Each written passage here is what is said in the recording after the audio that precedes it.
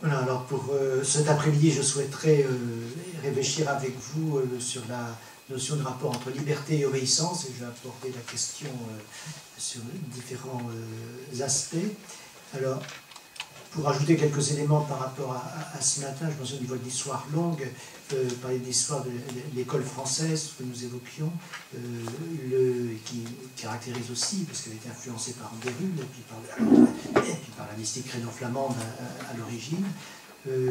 Donc ce sens de la transcendance de Dieu, hein, qui est très, très marqué, et l'incarnation étant pour finalité, d'une certaine manière, la possibilité pour Dieu d'être adoré véritablement sur terre par le Fils lui-même. L'adoration de Dieu, le thème de l'adoration et la finalité de l'existence humaine et de la création est entièrement l'adoration de Dieu dans le Christ. Une adoration qui culmine dans l'Eucharistie et au service de laquelle le prêtre, comme représentant de Jésus sur terre, voilà, joue un rôle éminent pour cet accomplissement du culte en vérité. Et c'est dans ce... Donc, l'événement de la création est aussi marqué profondément par cela. Ce mystère de l'incarnation qui est d'abord au centre, que une des déceptions aussi qu'auront les carmélites espagnols, c'est qu'il ne sera pas possible d'appeler la première fondation en France Saint-Joseph. Ce sera le courant de l'incarnation, selon la décision de Bérulle. Mais dès 3 mois plus tard, dès qu'il sera possible de faire une seconde fondation à Pontoise, ce sera le couvent Saint-Joseph de Pontoise, Saint-Joseph. Mais la première fondation est de l'incarnation. Donc ce culte, cette importance donc, du sacerdoce, qui va être au cœur de cette renouveau de l'Église en France, est aussi, de cette manière, si on se situe dans l'histoire longue, un petit peu, pour prendre ça, une revanche, et ça peut expliquer le conflit avec les Carmes, aussi une revanche sur les mendiants. Vous savez qu'à partir du XIIIe siècle, surgit une forme nouvelle de vie religieuse qui arrive en compétition, en concurrence avec le clergé séculier. Les religieux jusqu'à présent, ils étaient dans leurs abbayes, dans les campagnes, voilà, c'est exactement, tout à fait. Là maintenant, sur place, le clergé séculier se retrouve avec un qui se montre comme la véritable sainteté, voilà, qui est sainteté de la vie, la vie religieuse. Et donc au XVIIe siècle en France, c'est un peu comme une revanche pour cela. Eh bien, la véritable sainteté, elle est dans la personne du prêtre. Et les créations de sociétés de prêtres qui auront lieu donc au XVIIe siècle français sont là pour donner à l'Église ces prêtres saints qui ne sont pas religieux, mais qui témoignent de la présence de Jésus-Christ sur terre au milieu de son peuple et de la sainteté de l'Église. D'où aussi cette volonté pour Bérulle de garder la juridiction sur les carmélites et de ne pas la laisser à des religieux. Je pense que c'est peut-être pas explicité aussi clairement, mais ça a joué, je pense, aussi dans l'inconscient collectif. Voilà alors pour revenir à Madame Macquarry, ce qui me frappe, dans cette vocation, c'est vraiment l'initiative de Dieu. C'est une femme qui n'a rien maîtrisé de sa vie de cette manière, qui n'a rien choisi de sa vie. Et c'est assez surprenant à ce point-là. Elle n'a donc pas choisi de se marier, alors que son désir premier était la vie religieuse. Elle n'a bien évidemment pas choisi les événements tragiques qui vont marquer son existence, avec les épreuves qui vont la marquer. Vous avez vu ces années noires, la ruine son mari, le combat qu'elle a dû mener pour redresser la situation. Bien évidemment, elle n'a pas choisi non plus sa vie mystique, de cette manière, elle a désiré Dieu, elle a cherché Dieu, mais sous la forme que cela a pris, elle ne pouvait absolument pas s'y attendre. Et d'être conduite si loin dans cette union à Dieu qu'elle désirait profondément. Alors je rappelle, pour aller jusqu'au bout de ces étapes, 93 ont des stigmates invisibles, 1599 cette vision de la Vierge qui inaugure son rayonnement ecclésial, les visions de Thérèse d'Avila qui inaugurent l'aventure carmélitaine. Donc elle n'a pas choisi sa vocation au Carmel. Voilà. On ne choisit pas une vocation, justement c'est un appel. Et surtout, ce qu'elle n'a pas choisi, c'est d'être sœur converse. Qui lui est demandé explicitement par Thérèse, d'une manière assez mystérieuse. Et par contre, ce qu'elle a choisi, c'est d'entrer pleinement, entièrement, c'est ça qu'on va réfléchir, entièrement dans ce qui lui était demandé. Et de le vivre donc dans un esprit de foi radical. Il y a un autre épisode mystique que je n'ai pas évoqué ce matin, assez mystérieux. En 1606, donc, elle va avoir une grave maladie, dont on ne connaît pas exactement les tenants et aboutissants, mais qui va conduire à un épisode de coma. Et les témoins relatent que, elle sort de cette maladie, elle revient à la conscience, et qu'elle en est ressortie avec une ingénuité, une simplicité enfantine, une fraîcheur tout à fait surprenante,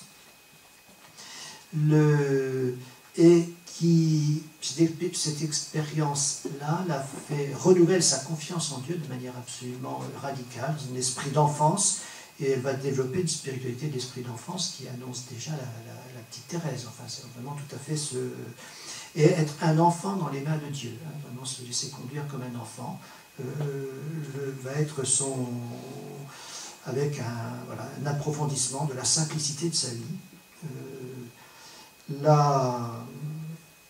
qui va la marquer profondément également, et qui va cesser de s'approfondir ensuite. Cela va se traduire par, alors c'est toute l'autre, cet abandon, cette humilité, l'action de Dieu, donc va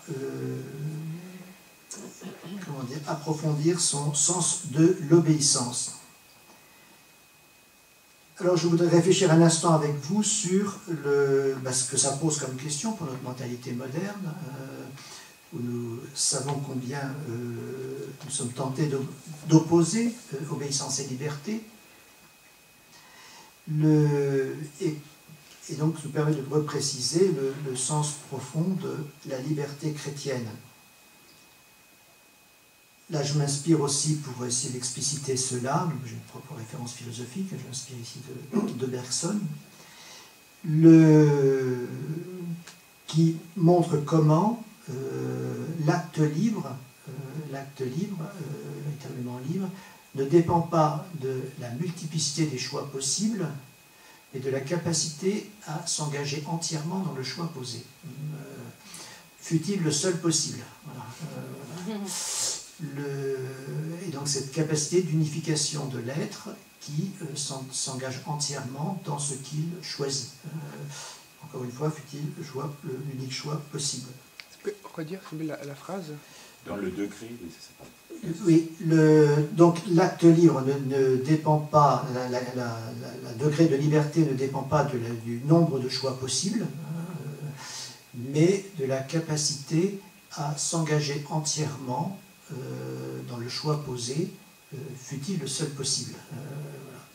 Donc qu'est-ce qui fait la profondeur de la liberté? C'est de se donner entièrement dans ce que l'on choisit. On est libre quand on est entièrement donné à ce que l'on a choisi.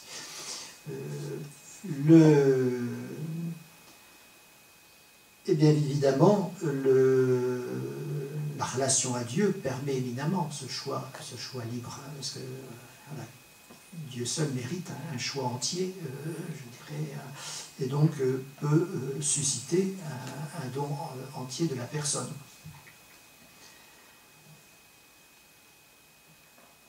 Il n'est finalement véritablement possible, cet acte libre, que dans la relation à Dieu. Parce que seul ce choix-là est légitime de manière absolue et entière.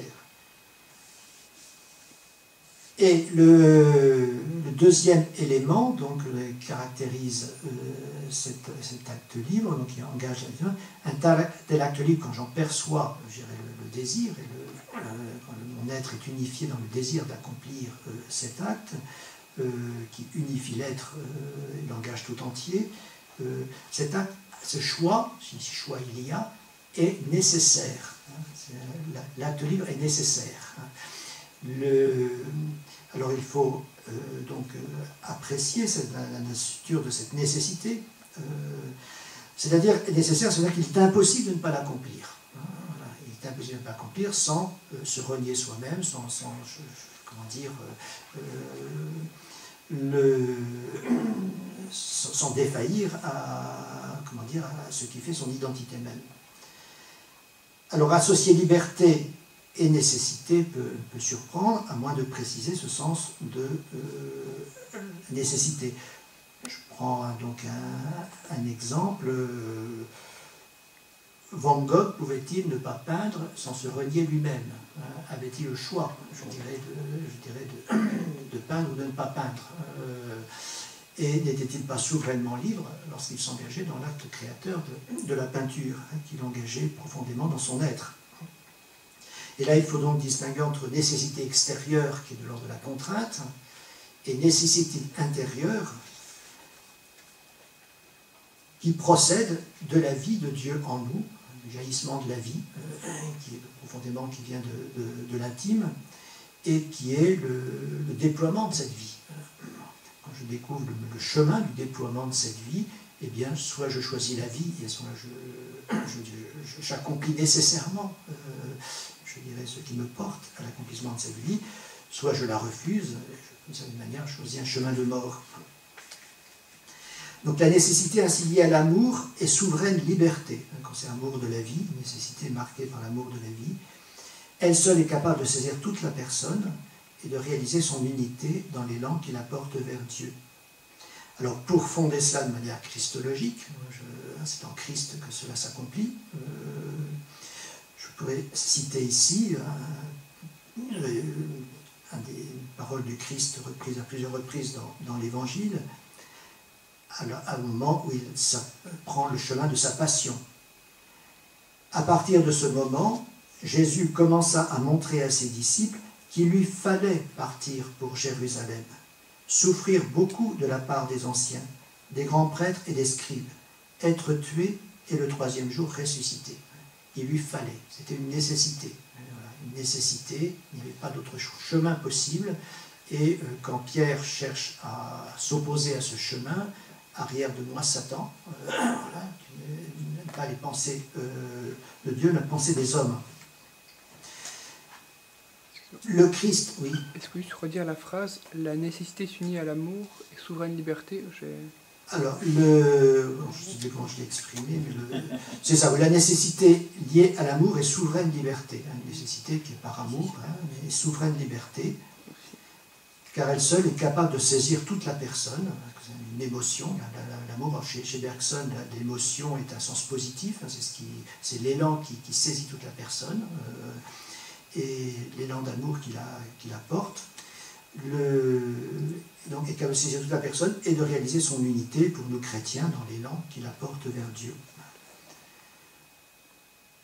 Le Christ a-t-il choisi librement sa passion et sa mort sur la croix? Alors, la question est là, ou était une nécessité. Il s'est consacré à la mission reçue du Père par une absolue nécessité du cœur à laquelle il ne pouvait se soustraire, l'amour du Père. Le Christ ne pouvait se soustraire à l'amour du Père et à l'obéissance à sa volonté. Sa volonté humaine parfaitement unie à la volonté du Verbe, comme Fils unique et bien-aimé du Père, n'avait d'autre désir que l'obéissance par amour à la volonté du Père. Et c'est dans cette obéissance par amour que, découvrant que l'accomplissement de sa mission passait par la croix, que la croix devenait nécessaire. Voilà, nécessaire. Il fallait, pour accomplir cette mission, en passer par là. Nul ne peut vivre une telle liberté comme le Christ l'a vécu. Le Christ l'a vécu de manière unique et singulière, mais chacun est appelé à tendre à cette plénitude et à vivre de cette nécessité intérieure issue de l'amour de Dieu. La vie de la bienheureuse Marie de l'Incarnation manifeste la fécondité de cet engagement dans l'obéissance à Dieu. Parce que finalement, c'est ce qu'elle a vécu, cette nécessité intérieure qui la porte et qui va faire de sa vie un acte d'obéissance constant à l'appel de Dieu, sous toutes ses formes. Alors elle a obéi admirablement. Je pense que le grand tournant, il a lieu à l'adolescence, quand elle choisit d'obéir à ses parents. Après un temps de révolte, il y a un temps de révolte, mais il y a un passage mystérieux qui se fait, elle choisit d'obéir à ses parents. Et à partir de là, ce n'est qu'un chemin d'obéissance. Obéissance à son mari de manière absolument exemplaire, obéissance aux événements, aux différents appels de Dieu qu'elle reçoit, et à travers lesquels elle va déployer sa liberté, obéissance aux événements en effet qui vont d'ailleurs déployer sa liberté de femme, parce que ces événements tragiques, c'est aussi ce qui va mettre en valeur tous ses dons, ses capacités, ces 4 années où où tout est remis entre ses mains, je dirais, elle exerce cette liberté de manière éminemment responsable. Et ça la prépare certainement aussi, d'un lumière providentielle, à son œuvre de fondatrice. Elle va gérer des affaires ensuite. Aussi, elle a appris à le faire.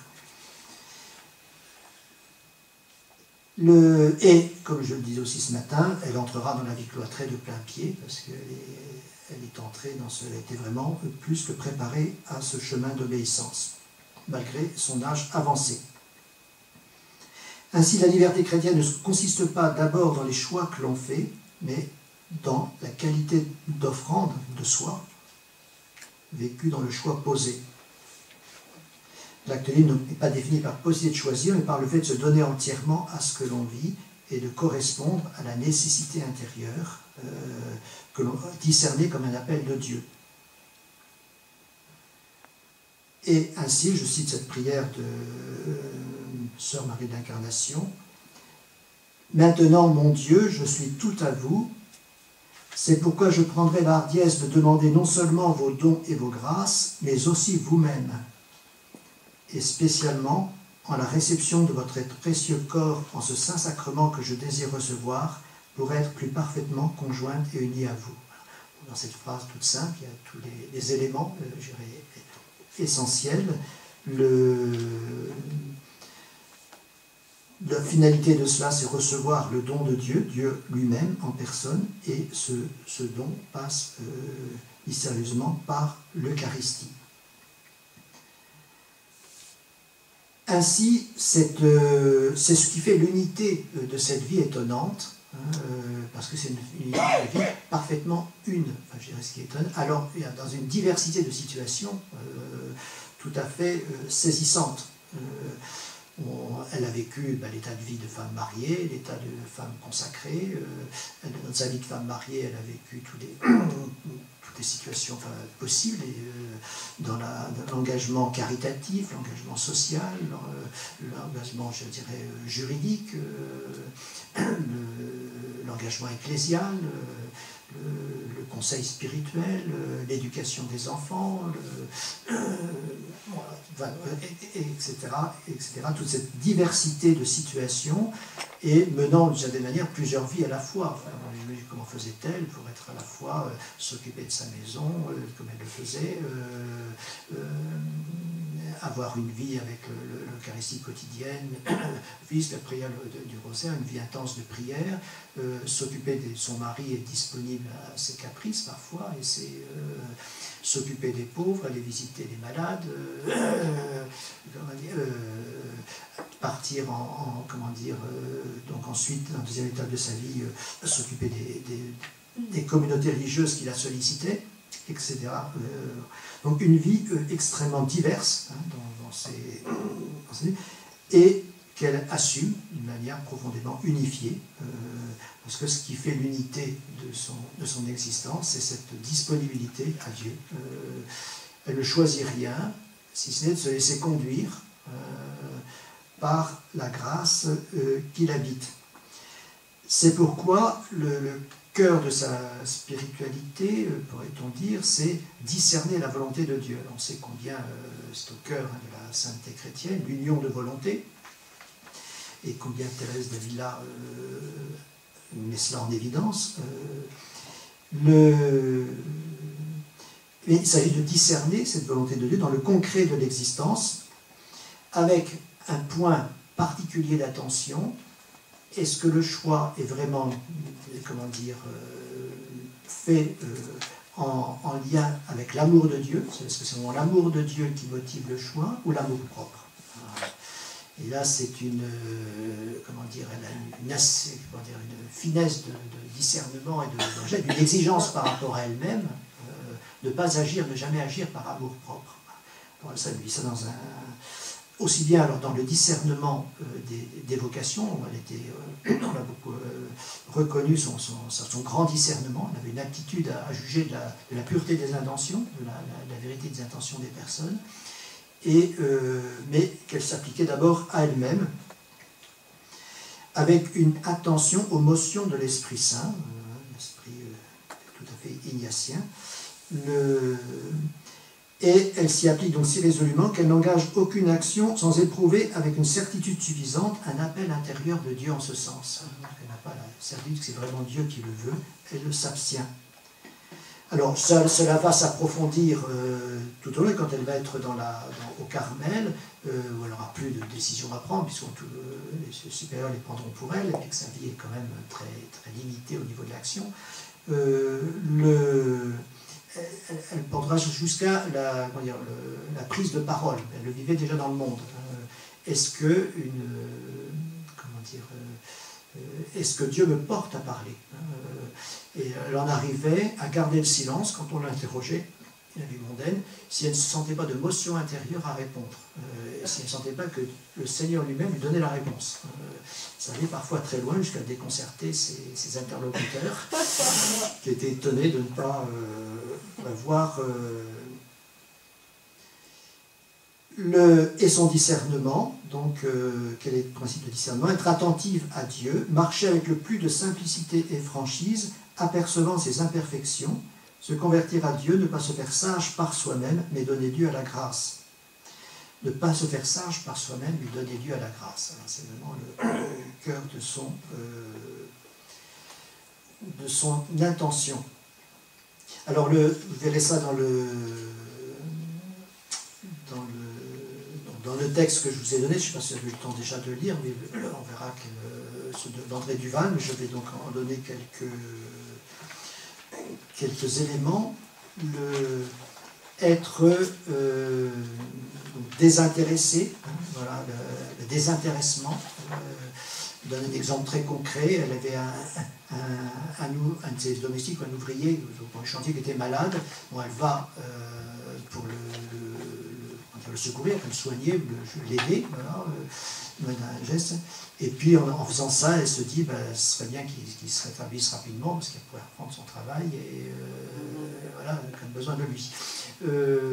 Alors elle se reprochait d'avoir cette pensée, d'avoir servi cet homme par une intention intéressée, et s'accuser de cela.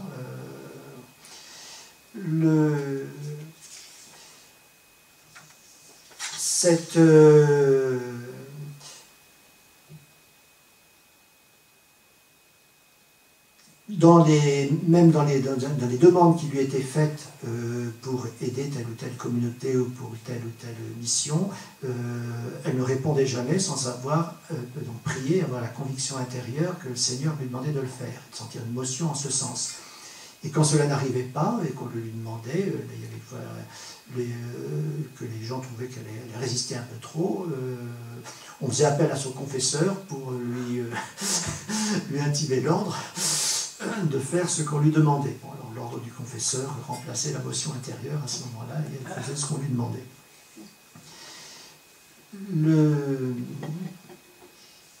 Et cela arrive donc à un tel point, donc c'est encore plus visible quand elle sera dans sa vie de Camille, il y a de nombreux témoignages en ce sens, où il y a quasiment un esprit de clairvoyance dans les âmes, qui lui est donné, un charisme de clairvoyance, et elle a beaucoup exercé son action spirituelle par des billets spirituels. Il arrivait qu'elle écrive à l'avance pour telle personne, une sœur qui venait la voir au Carmel, qui avait un grand trouble. Elle entre dans sa cellule, elle voit quelqu'un qui est en train d'écrire, et avant qu'elle ait ouvert la parole, quoi que ce soit, je lui donne le papier, et elle trouve la réponse à ce qu'elle attendait sur le papier.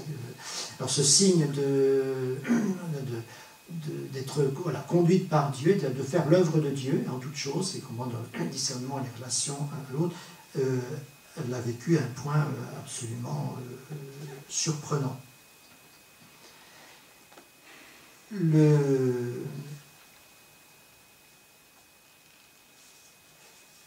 Alors, pour conclure, et pour justement maintenant ouvrir soit le débat, soit un temps de réflexion, pour pouvoir remettre un petit peu les choses peut-être en place,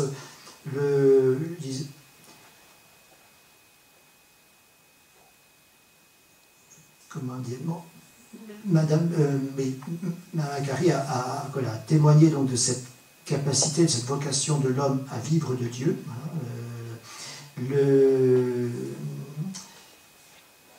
À se laisser agir par lui.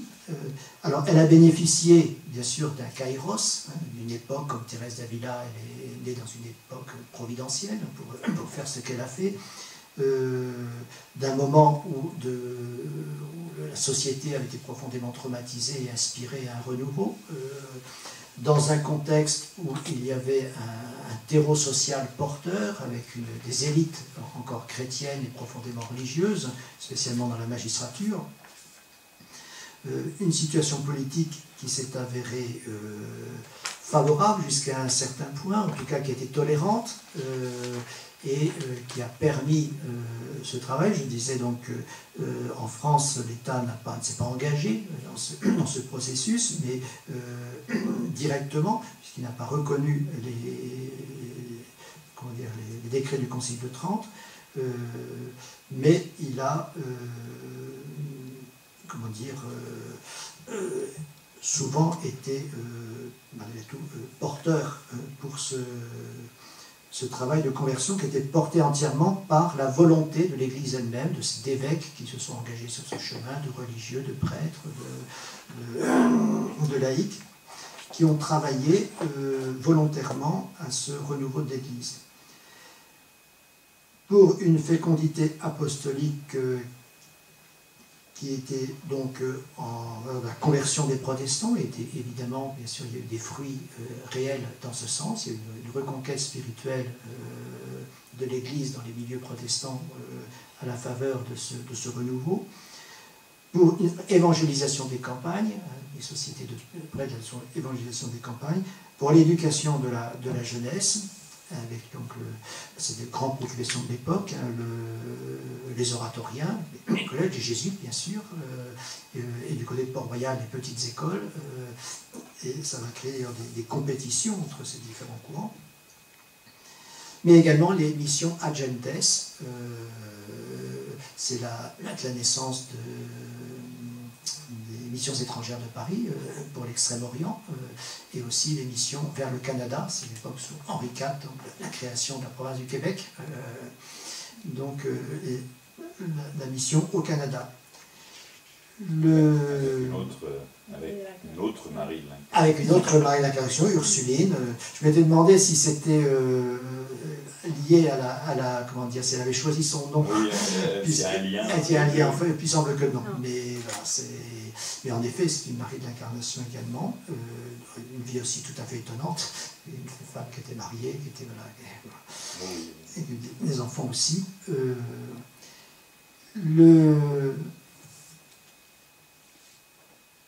avec des limites malgré tout. Une limite par exemple, du point de vue de ce processus, c'est que comme le système bénéficiaire n'est pas aboli, ce qui est hérité de la société médiévale demeure. Ce qui fait que le problème de ce renouveau de l'Église va être comment discerner des vocations véritables alors qu'il est toujours intéressant d'être père abbé, d'être évêque, qu'on y a des intérêts sociaux et prestigieux. Et là, c'est l'école sulpicienne qui va développer ce discernement. C'est aussi la naissance, alors j'ai découvert aussi que c'était en lien avec Calvin, la question de la vocation au sens personnel du terme, au sens intime du terme, qui va être repris par la contre-réforme catholique. Donc discerner une vocation. Avant, ça ne se posait pas la question, on ne discernait pas les vocations. Et donc au XVIIe siècle, on discerne les vocations et que l'on voit si vraiment quelqu'un est tellement appelé à être un saint prêtre ou s'il désire un avantage social.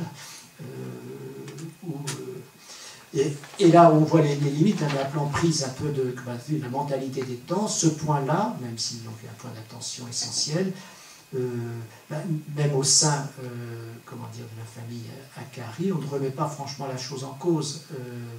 Là, on travaille à une authenticité des motivations, mais on garde l'abbaye dont on est responsable avec une nomination. Donc un des fils d'Akari, Jean, sera prieur. Alors, on ne sait pas, on sait très peu de choses. On pense qu'il l'a été véritablement, qu'il a été un abbé commandataire à distance. Mais il va être d'office, prieur comme de cette abbaye, des bons hommes dans la forêt d'Inadan. Voilà. Donc ça c'est une limite, il faudra attendre. Qu'est-ce qui libérera l'Église de France de ça? La Révolution française. La Révolution française qui va libérer de ce système comme très ambigu, qui va continuer quand même d'empêtrer un petit peu l'Église dans une ambiguïté foncière. Cependant, l'Église se donne le moyen, en dépit de ce contexte, sociologique et sociopolitique, d'essayer d'y reveiller de l'intérieur et de trouver les voies d'une véritable authenticité chrétienne dans ce contexte. Voilà, donc je propose de lire spécialement le climat spirituel avec les sentences de Madame Akari. Les deux dernières pages de l'extrait du livre d'André Duval, et de se poser les questions, peut-être pour notre échange tout à l'heure,